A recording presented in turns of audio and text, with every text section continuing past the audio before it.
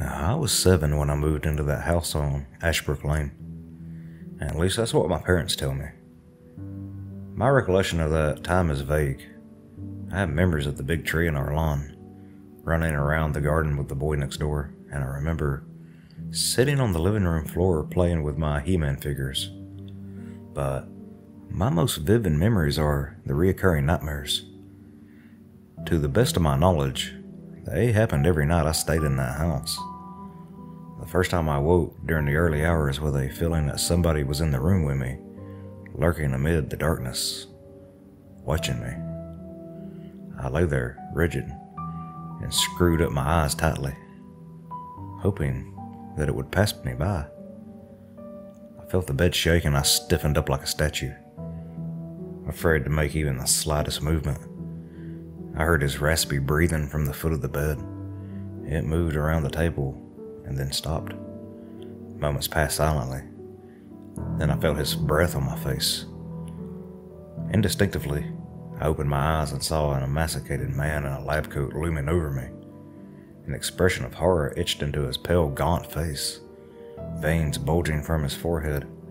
I tried to scream, but he grasped me around the throat with his skeleton-like fingers and dragged me out of bed, flailing and contorting. I tried to grab onto something to stop him from taking me. He dragged me out of my room, onto the landing where I gripped onto the stair rail. He pulled at my arms and then at my feet, and I kicked and screamed in a furious fight for my freedom. The next thing I knew, it was morning, and I was waking up in my parents' bed. They had found me sleepwalking across the landing in the middle of the night. I had a lot of nightmares as a kid, which they put down to my active imagination, but sleepwalking, that was a first. And I saw that gaunt prowler again the following night. Again, he clasped his hand around my throat before yanking me out of bed. This time, he managed to pull me down the stairs before I kicked myself free from his grip. I heard a chime coming from the grandfather clock in the hallway, and I found myself waking up in my parents' bed. My dad had woken up in the night and found me lying at the foot of the stairs. Another sleepwalking incident, I guess. I worked myself into such a panic over these dreams that my parents allowed me to stay up late with one of them at night.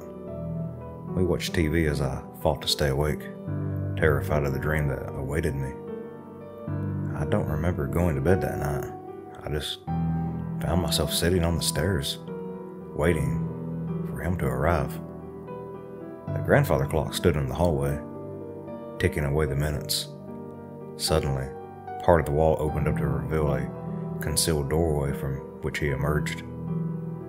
He was wearing the same lab coat I'd seen him wear before, only this time, it was smeared in blood. Whatever he had been doing inside that room, I didn't want to find out. I watched with dread as he slowly and methodically slipped a pair of rubber surgical gloves onto his hands. He tented his fingers together and then turned and looked directly at me with his intense, deep-set eyes. My pain grimace stretched across his chalky face. I rushed up the stairs calling out for help as he crawled behind me, swiping away at my heels. I ran to my parents' bedroom. They were asleep, and before I could reach their bed and shake them awake, my pursuer snatched me up in his bony arms and started pulling me away. I managed to grab onto the doorframe, and despite his efforts, he could not prise me from it. He relented for a moment, his breath heavy and labored against my neck.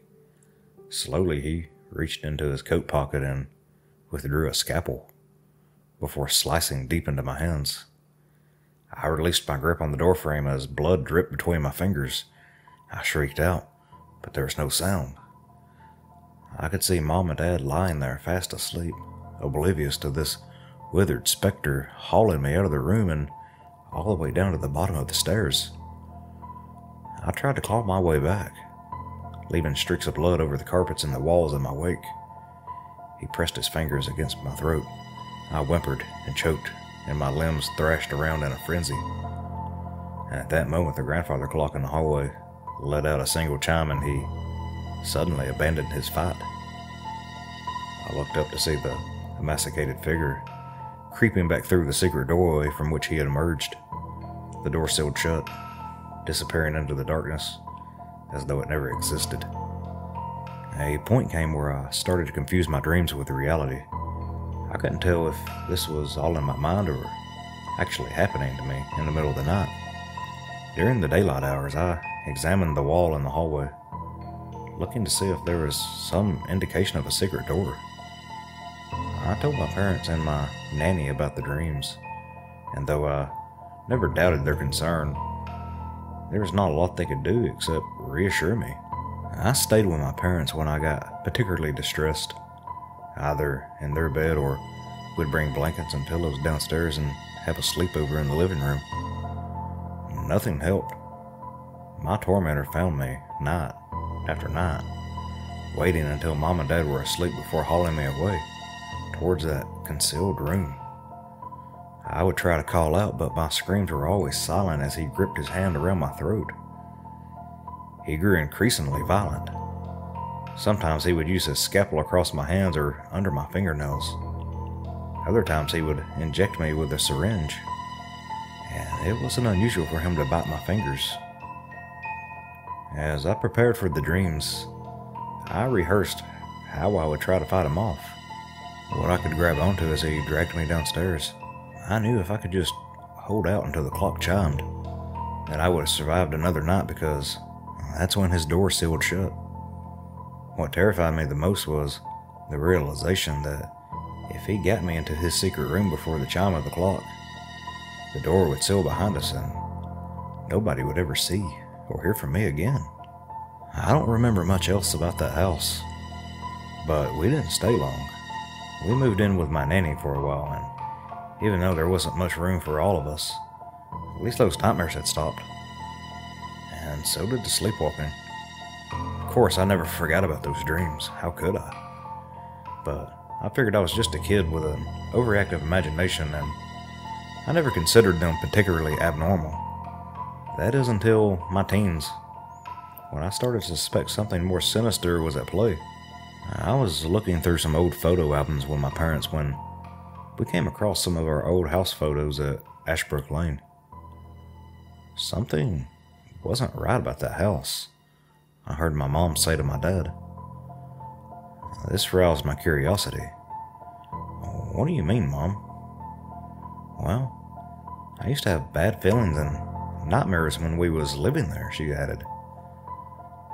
My dad tried to change the subject, but I persisted. What sort of nightmares? I inquired.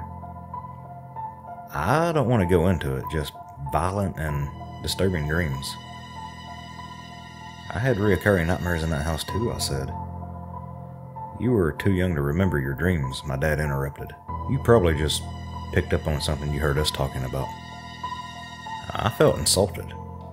Like they were dismissing me, but you don't forget dreams like those. I tried pushing for more information, but they was not forthcoming. It wasn't until I was in my mid-20s that we were able to talk about it again. I was in the living room with my parents and my dad was reading the paper. He casually told my mom, our old house in Ashbrook Lane is up for sale again. I'm not surprised. Nobody stays there long, she replied. Yeah, it makes you wonder. My dad nodded in agreement. So, what exactly happened at that house? I interjected. Maybe it was because so much time had passed, or perhaps it was because I was older, but they were more open with me this time. My mom explained how she had visions of dead bodies lying on the floor, blood all over the walls, and she claimed that she felt a presence. While alone, she would often hear crying from inside the house. She also revealed that my aunt and uncle had come to stay one weekend and woke in the middle of the night to see a figure of a tall man wandering through the room. My aunt and uncle had passed away by this point, so I was unable to ask them about their experiences, but Mom explained that they were so distressed by the incident that they returned home the next day. I asked my dad, do you have anything weird happen? My dad had always been a very grounded skeptic, but I knew something had affected him too, though he wouldn't admit it. There was just an uncomfortable feeling, he said, and volunteered nothing more. Ever since learning of my mom, aunt, and uncle's experiences in that house, I've been overwhelmed with curiosity. Like my dad, I'm quite the skeptic. I was convinced that there's a rational explanation for all this. Even so, I wanted to know more about that house. From time to time, I would check the newspaper, and just as my parents had said, the house was rarely occupied for more than 6 months before going up for sale. There wasn't much more I could find out at this time. I'm sure the information and history is available in some archives somewhere, but I wouldn't know where to start. However, I was passing by that area one day, and I got the idea to drive by the house. It was unoccupied. I noted down the phone number on the for sale sign, and later that day I called the estate agents and requested a viewing. The lady who met me for the viewing introduced herself as Andrea. We went inside, and immediately I felt a shiver run over my body. It was probably my mind running away with me, but I got this eerie feeling. I can only describe it as being like the tension that lingers in the air after a big argument. If I'm honest, I barely recognized the interior of the house. Like I said, my memory was vague, but there was one area that brought to mind those reoccurring nightmares, and it was that hallway. I continued the tour as Andrea gave me her sales pitch, and as we walked around, I was convinced that the wall in the hallway was hiding something. "What's behind this wall?" I asked. The look on her face at that moment could disguise none of the lies she proceeded to tell me. It wasn't my intention to make her uncomfortable, but I really wanted some answers. She started mumbling awkwardly about an old boiler room that had been bricked over. She stopped mid-sentence. "You know something about this house, don't you?"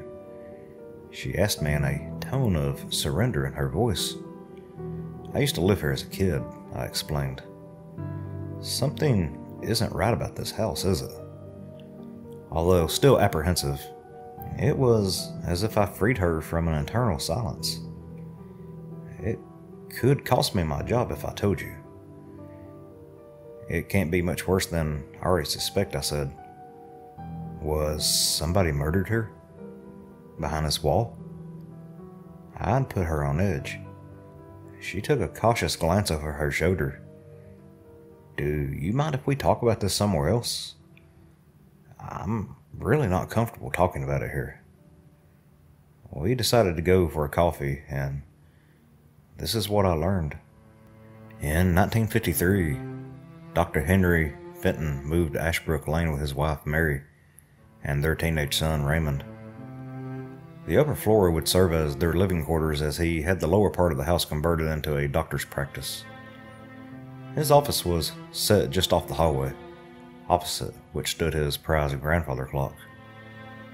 Things were going well for the Fentons, and business was thriving.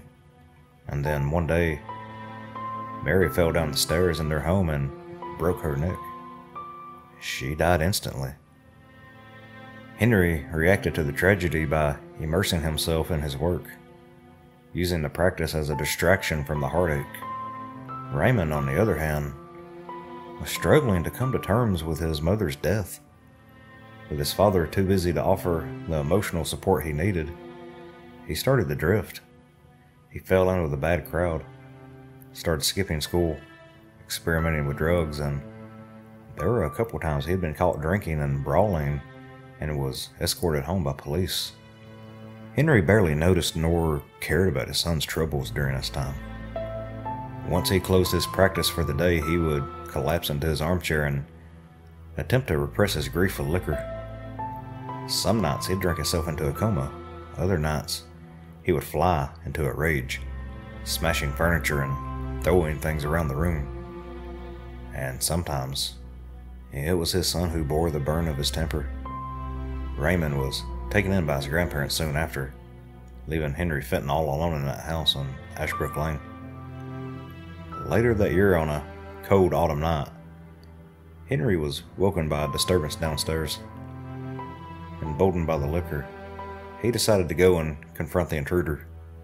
His practice was the only thing he had going for him, and He refused to let some thug take that away. Henry tiptoed down the stairs in the darkness. He saw the light of a torch in the far room and heard the intruder rummaging through the cupboards and shelves. It was probably some junkie after the drugs and syringes he kept on the premises.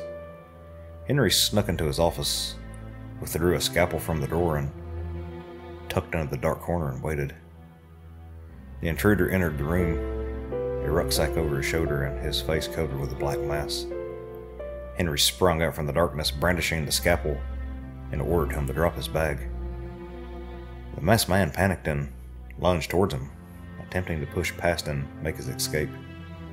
Henry swiped out blindly as he fell backwards against a wall. The intruder staggered along the hallway and opened the front door before collapsing on the doorstep. Henry got to his feet and approached the fallen man. Blood gushed from a deep incision across his throat where the scalpel had made contact. Henry pulled the mask from the man's head to clear his airways. Staring back at him in the moonlight, eyes wide with terror, Henry saw the face of his son, Raymond. His heart wrenched at the sight before him. What had he done? How could he have known? His professional instincts kicked in and he sprung into action. Raymond thrashed about, choking and gurgling in his own blood, as his father gripped his throat, pressing his bony fingers firmly against the wound in an attempt to contain the bleeding. He proceeded to drag him towards his office where he could clamp and stitch the laceration, but by the time he got him there, it was too late. At that moment, the grandfather clock in the hallway let out a single chime. Patients turned up to the practice the following day to find Raymond cradled in Dr. Fenton's arms. Unable to come to terms with killing his own son, Henry had turned a scalpel upon himself, slashing his own wrist before bleeding to death on the floor of his office.